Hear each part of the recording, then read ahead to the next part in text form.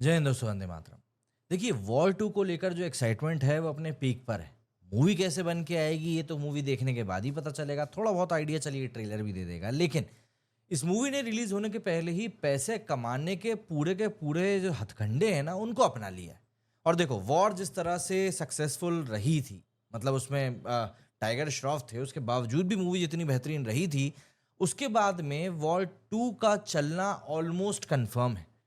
Yashraj films के spy universe का ये ऑलरेडी हिस्सा बन चुकी है, तो ऐसे में ऋतिक रोशन की इस मूवी को रोकना ऑलमोस्ट इम्पॉसिबल है। अब ये कोई नहीं कहेगा कि भाई मैं मिशन इम्पॉसिबल की बात कर रहा हूँ, ठीक है। अब देखिए, ऋतिक रोशन की जो ये मूवी है, इसकी रिलीज को वॉर को रिलीज को अब 6 साल पूरे हो चुके हैं। 6 साल पहले आई ऋतिक की फिल्म ने उस समय भी काफी शानदार कलेक्शन करके निकाला था। उस समय ऋतिक के अपोजिट यहाँ पर टाइगर श्रॉफ को कास्ट किया गया था। अब इस फिल्म का जो सीक्वल आने वाला है, इसमें टाइगर की जगह पर जूनियर एनटीआर को रिप्लेस किया गया है। एंड ऑब्वियस सी बात है, इस एक इंक्लूजन से इस मूवी की जो स्केल है वो कई 100 गुना ऊपर जा चुकी है। इसकी रिलीज में अब ज़्यादा वक्त भी नहीं बचा है। फिल्म को लेकर जो डिटेल्स हैं वो धीरे धीरे आनी शुरू हो चुकी हैं। और अब वॉर 2 को लेकर एक ऐसी डिटेल सामने आई है जिसे सुनकर आप लिटरली हैरान रह जाएंगे।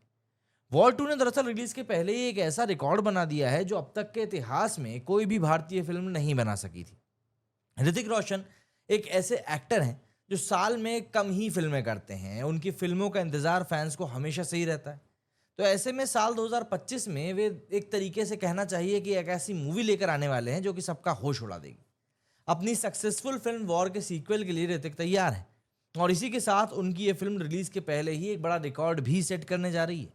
दरअसल यशराज फिल्म्स की फ्रेंचाइजी की ये फिल्म दुनिया भर में कुल 7,500 स्क्रीन के ऊपर रिलीज की जाएगी।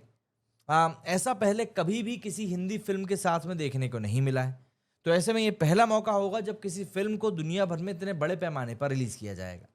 वॉर 2 फिल्म की बात करें तो इसका डायरेक्शन अयान मुखर्जी कर रहे हैं, वही जिन्होंने ब्रह्मास्त्र बनाने की बात कही थी 3 पार्ट में, लेकिन एक पार्ट के बाद में ही वो गायब हो गए हैं।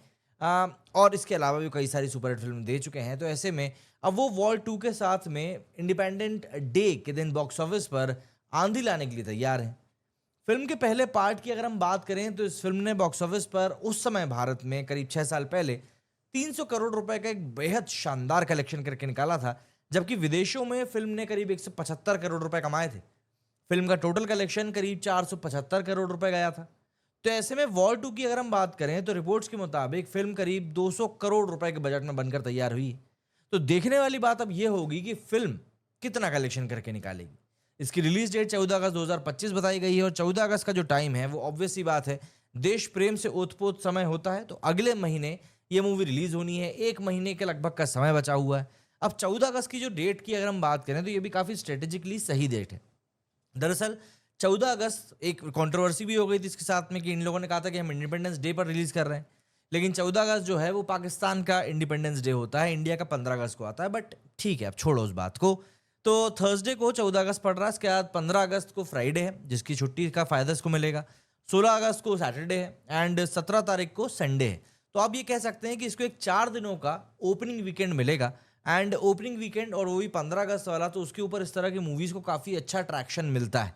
अब यहाँ पर जूनियर एनटीआर की एंट्री से ये मूवी को और भी ज्यादा दिलचस्प बनाने का एक सिनेरियो क्रिएट हो चुका है।